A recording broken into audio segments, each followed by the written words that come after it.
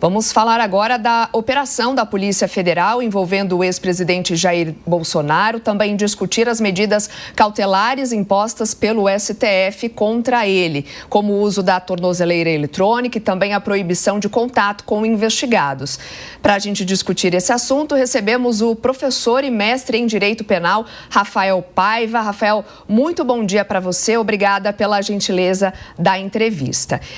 O que representam exatamente essas medidas cautelares, se tratando de um ex-presidente da República, que agora vai ficar sob uma vigilância extremamente intensa, né, por conta aí da tornozeleira eletrônica? Olá, bom dia, é um prazer estar aqui com vocês e vamos lá, né? Medidas cautelares, elas são o que realmente elas querem dizer, são medidas assecuratórias do que pode acontecer num processo. Então, o juiz, diante de uma situação, de uma investigação ou de um processo criminal, ele pode decretar algumas medidas cautelares para garantir o fim do processo ou para garantir que a pessoa não continue a praticar crimes, atrapalhando o processo. E essas medidas cautelares, elas vão desde as mais leves até a mais grave. Por exemplo, a prisão preventiva, ela pode ser considerada uma medida cautelar a mais rigorosa que existe. No caso agora do ministro Alexandre de Moraes, dessas medidas cautelares impostas ao ex-presidente Jair Bolsonaro, nós temos um grande problema, tá? Primeiramente, por quê? Existe um grande debate na doutrina e na jurisprudência sobre a possibilidade do juiz poder inventar medidas cautelares.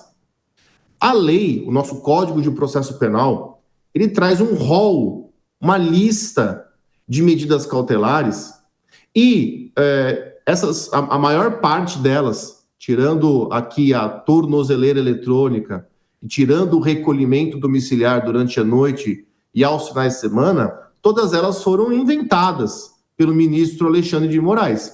E a doutrina, ela diverge se isso é permitido ou não. E aí eu tenho que considerar que, infelizmente, a maior parte dos julgados do nosso país entendem que o juiz pode determinar medidas cautelares diferentes daquelas previstas na lei, como essas de contato com os filhos, proibição de uso de rede social, contato com embaixadores, se aproximar de embaixadas, mas, principalmente nesses casos, o juiz ele tem que justificar essas medidas cautelares com base em fatos concretos, em elementos concretos de que esse investigado, aqui no caso Jair Bolsonaro, esteja realmente tentando fugir, atrapalhando o processo ou continuando a aplicar crimes. Então, a minha análise é uma análise de bastante preocupação, assim como muitos dos meus colegas de profissão. Doutor Rafael, essa decisão do ministro Alexandre de Moraes de uso da tornozeleira eletrônica com várias restrições me fez pensar se, de certa forma, Jair Bolsonaro não estaria cumprindo algum tipo de prisão domiciliar. Como é que é a sua análise sobre isso? Se há uma linha tênue entre ser classificada quase como uma prisão domiciliar e se isso poderia servir, inclusive no caso de uma condenação póstuma, como uma forma de se descontar já parte do cumprimento de uma pena, entre aspas. Qual que é a sua avaliação? Muito interessante sua pergunta, Evandro. Infelizmente, nesse caso, não se considera uma prisão domiciliar. E até entendi a sua linha de raciocínio, porque se fosse uma prisão domiciliar, esse período já poderia ser descontado de uma eventual pena que o presidente venha a receber. O fato também, que aqui também é preocupante, é que, vamos lá, então não é uma prisão domiciliar, são medidas cautelares. A prisão domiciliar seria aquela medida mais gravosa que eu especifiquei aqui, que seria a prisão preventiva, nesse caso cumprida de forma domiciliar. No caso da última decisão do ministro Alexandre de Moraes, ele não impôs uma prisão domiciliar, mas é como se fosse. Então é como se fosse uma prisão domiciliar, mas sem os benefícios de utilização desse período como contagem de tempo. E um outro detalhe importante, Evandro, é que essas medidas cautelares, elas não foram impostas lá no processo do 8 de janeiro, que já está, inclusive, na fase final de alegações finais.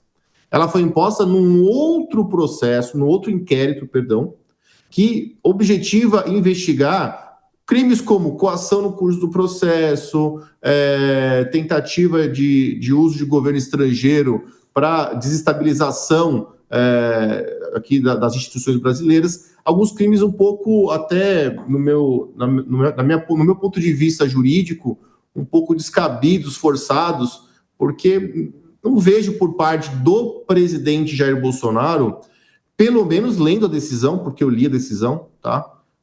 A não ser que tenha algo que não tenha sido abordado nessa decisão, não há comprovação de elementos reais, fáticos, de que ele teria, de alguma forma, colaborado com essa situação envolvendo terceiros. Então, o que parece é que o ministro Alexandre de Moraes ele está terceirizando a responsabilidade, já que provavelmente ele não vai conseguir responsabilizar o Eduardo Bolsonaro e nem o presidente Trump.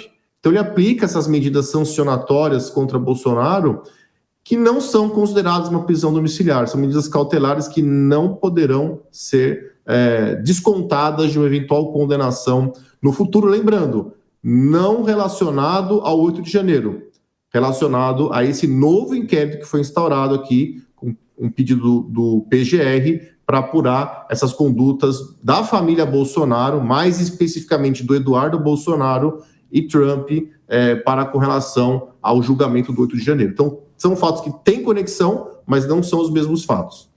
Professor, nossos comentaristas também participam dessa entrevista, começando pela pergunta de Gesualdo Almeida. Doutor Rafael, bom dia. Doutor, olhando aqui o artigo 319 do Código de Processo Penal, quando se falam que as medidas alternativas à prisão pode ser a proibição de frequentar alguns lugares e a proibição de contato com algumas pessoas, afora o monitoramento eletrônico, me parece, deixa eu me corrigir se eu estiver errado, que a decisão do Alexandre de Moraes está pautada exatamente nesse artigo 319 e, portanto, as restrições de contato com o filho e de contato com embaixadas teria amparo legal. E aí eu lhe pergunto adicionalmente, o fato do Donald Trump ter imposto tarifas no Brasil com o propósito de eliminação desse processo do Trump e o fato do próprio Jair Bolsonaro ter dito que uma vez que haja anistia, essas medidas cairão, isso não é coação no curso do processo? Bom, boa pergunta, Gesualdo. De fato, o artigo 319 do CPP, ele traz essas medidas. Qual que é a minha análise? É uma análise que vem, inclusive, sendo acompanhada pela jurisprudência do STJ e do próprio STF, tá? Essas imposições, elas têm que ser específicas, tá? Então, vou dar um exemplo aqui para a nossa audiência entender bem. Não pode frequentar... É muito comum até em decisões, né? Lugares de má fama, então, bordéis, prostíbulos, ou lugares específicos, não pode frequentar estádios de futebol, tá? Então, com relação a essa questão das embaixadas, nós temos dois vieses, né? O primeiro é não poder se aproximar das embaixadas e nem poder manter contato com os embaixadores. Aqui me parece que ficou um pouco amplo demais essa decisão e não há uma justificativa específica, concreta, para esse impedimento, tá? E a segunda parte da sua pergunta, com relação ao... deixa eu me recordar aqui. Aos atos do Trump, o tarifaço e tudo mais. Eu entendo que há uma questão aí a ser discutida, mas veja, por mais que o ex-presidente Bolsonaro tenha comemorado, o que eu também acho bastante deselegante e até errado da parte dele, mas ainda que ele tenha feito postado, comemorado, não foi o único, né, evidentemente, eu acho que isso é muito longe de uma coação no curso do processo. Eu acho que esses fatos, eles podem muito mais ser imputados, aí sim, ao Eduardo Bolsonaro. Ele sim, para mim não há a menor dúvida que o Eduardo Bolsonaro, saindo do Brasil, indo para os Estados Unidos, articulando essas questões, e realmente essa argumentação do Trump de que há uma perseguição política a Jair Bolsonaro e justificando o tarifaço com base nisso, eu entendo sim que por parte do Eduardo Bolsonaro há a possível prática desse crime. Agora, para mim, lendo a decisão, ficou muito distante a responsabilização do Jair Bolsonaro.